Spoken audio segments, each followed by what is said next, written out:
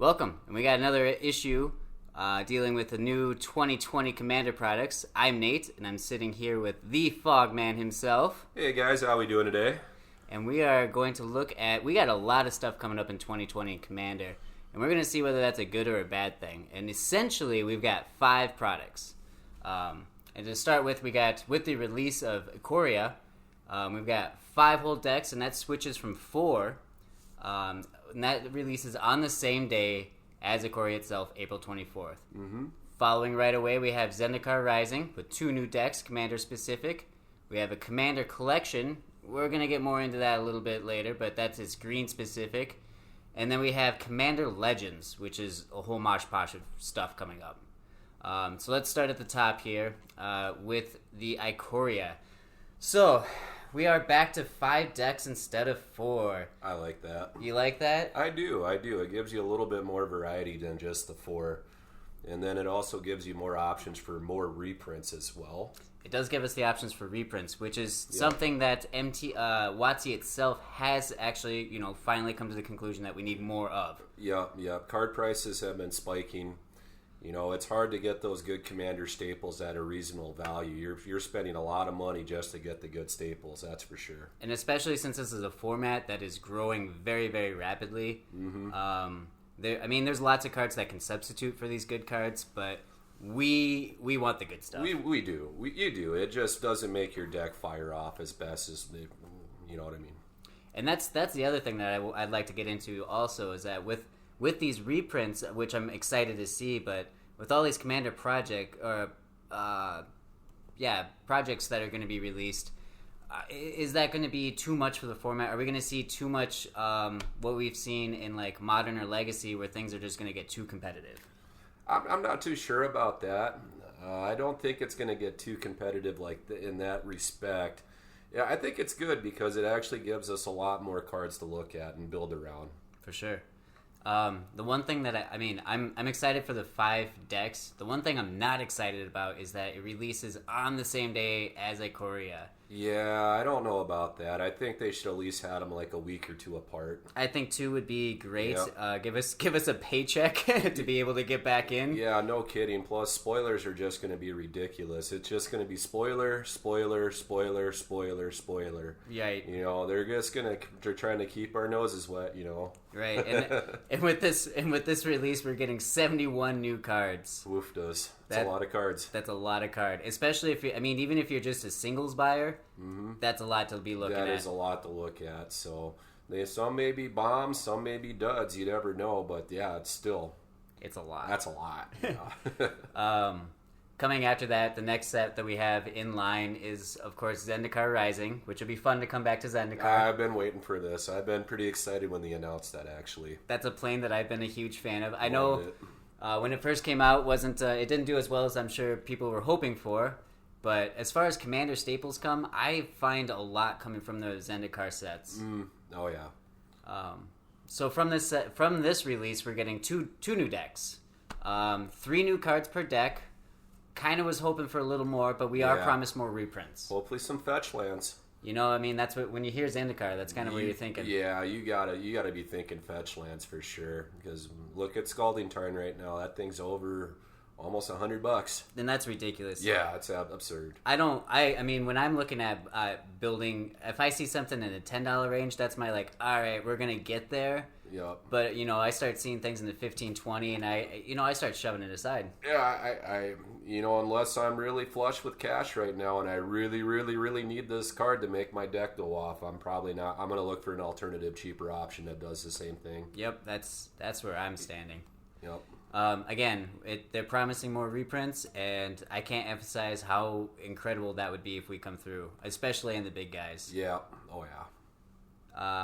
After that, so we do actually have the Commander Collection Green. So this is an all green themed reprint only. So we get all new artwork, and these are available foil and non-foil. But from what I understand, these are only 8 cards.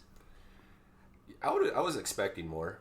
Yeah, it's essentially from the Vault Green, but if you're looking at reprints and new artwork, New artwork. I mean, there's a lot in green that we could be looking at. Oh, for sure. Like, wouldn't you like a new reprint of Lotus Cobra or something? I mean, even the simple stuff. Yeah, Crater Hoof. Oh. We'll get hoofy with it. Yeah. We'll do that hoof daddy. Why not? Yeah. I mean, new artwork is always really fun, and it's easy to sell, especially with today's products. Mm-hmm. Look at all the variations. Oh, yeah.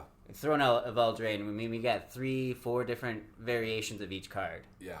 I just think that they could be taking advantage of this a little better for this project. I think so, yeah. So I'm not as excited as I feel like I should be in this one. I'd have to see what cards are being released in it before my excitement gets there. Right. I hear that for sure. But, I mean, we get they've released 2 examples with the Yeeson and the Unknown. It looks like a sapperling thing. Yep. I don't know what that is. It almost looks Eldrazi, like a plant Eldrazi, but... Yeah. I mean, maybe some of the Eldrazi mutated and found a way on the plane. I don't know. I don't know. That's some just weird looking artwork. It's neat, I guess. Yeah, sure. So here's the big daddy, the Commander Legends. Yeah. So it's a 2-part thing. So the first part, we get big fat packs.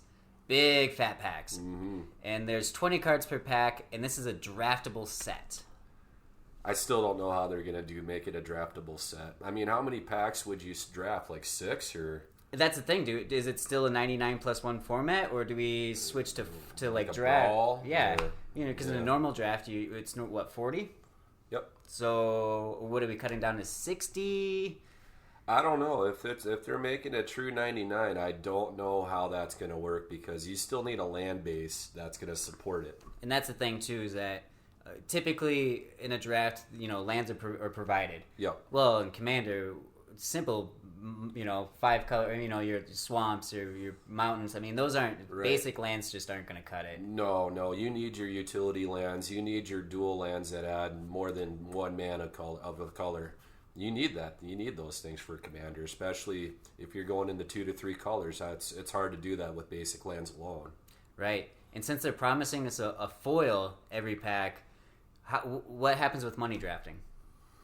That's a good question. I don't even know the answer to that. Because, I mean, if you're sitting at, a card that you're speculating probably to be a $50 foil, but you have a playable Commander in your hand also, I mean, what do you do? Which way do you go?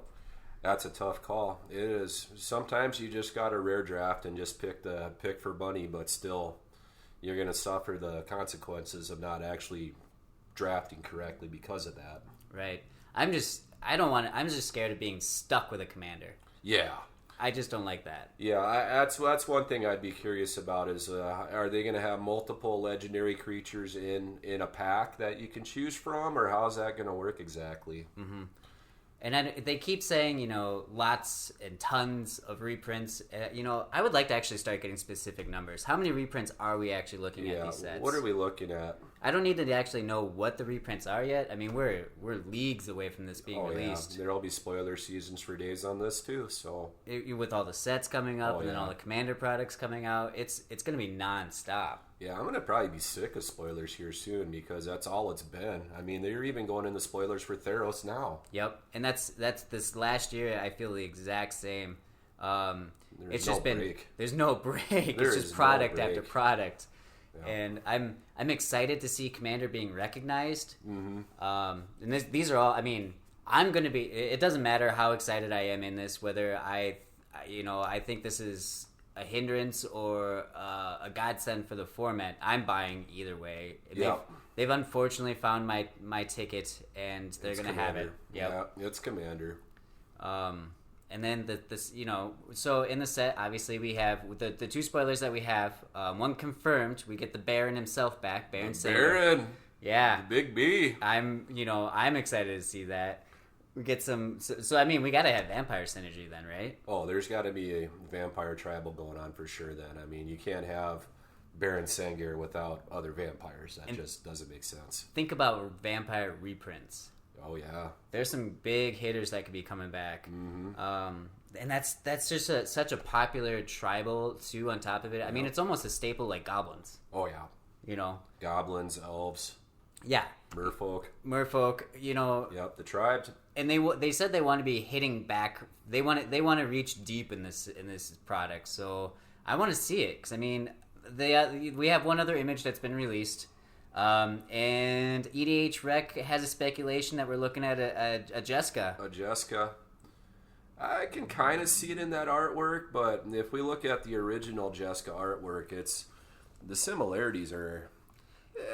You know, I can kind of see it. I mean, we're short on the hair. Yep. But the horny things that are braids, I'm not. I mean, I guess they're there mostly in the weaponry. Right. You know. Yeah. The knife, the swords look pretty close to what Jessica wields. In which I'm willing to bet alongside EDH Rec that's probably what we're looking at. Probably. You know, I like it. You know what would be fun though? You know, with the Baron, I'd like to see dual colors in these. Yeah. Let's.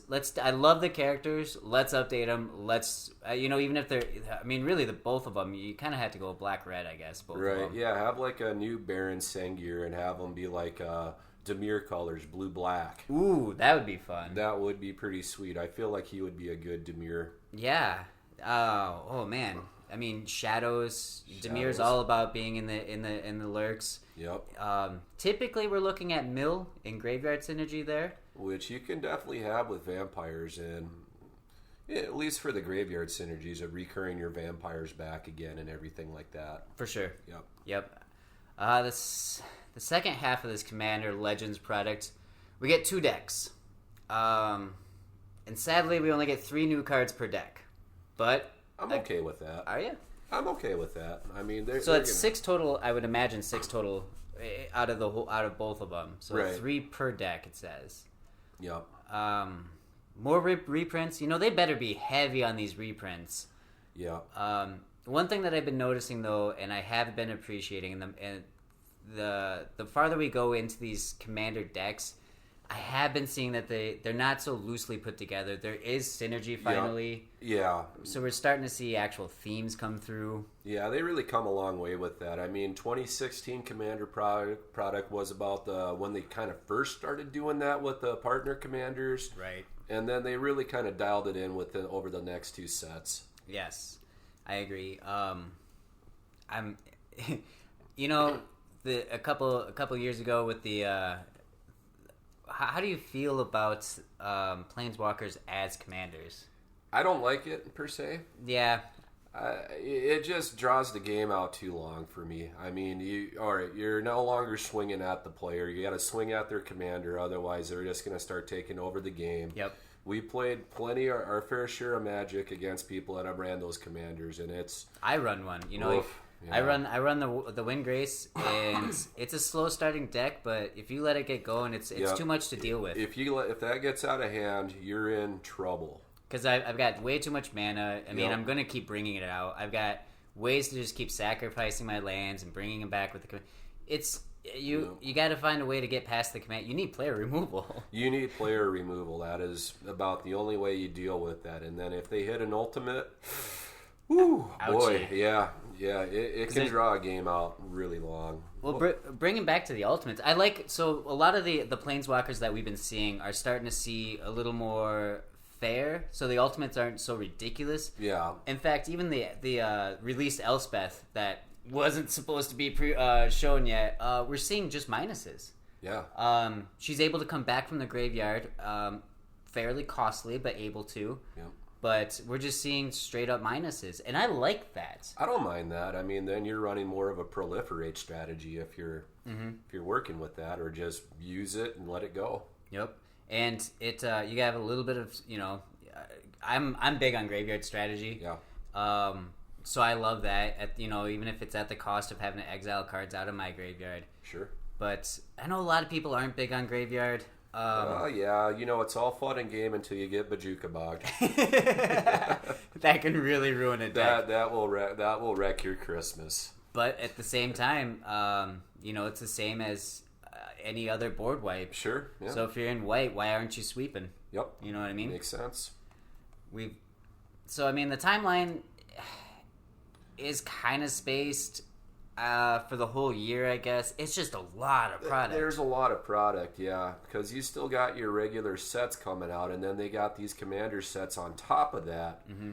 Although, what they have said, though, is that these Commander decks are completely replacing the Planeswalker decks. I like that. Yeah, we don't need any more Planeswalker decks then. No, we really don't need that supplemental product. I think they're actually starting to listen to the community and see that, hey, this is what we want. Mm-hmm. So I like the fact that they're actually opening their ears up and actually doing that. And when we have a set... And there's 2 Okos. Well, which one are you running? Well, obviously the 3-drop. Duh. Making me Elks. How many times is anybody actually playing the commanders from these commander decks? Rarely. They're typically underpowered. Rarely. I think I saw Saffron Olive run one of Johnny with the Time Screen Navigator that one time. Sure. that was it. That's a guy that can make anything work. It seems. It was a cool against the odds. I'll give him that. Well. I think that about wraps it up for today's episode. Thanks for tuning in. Again, I'm Nate. And I'm Fogman. We'll see you again next time. Yeah, later, guys.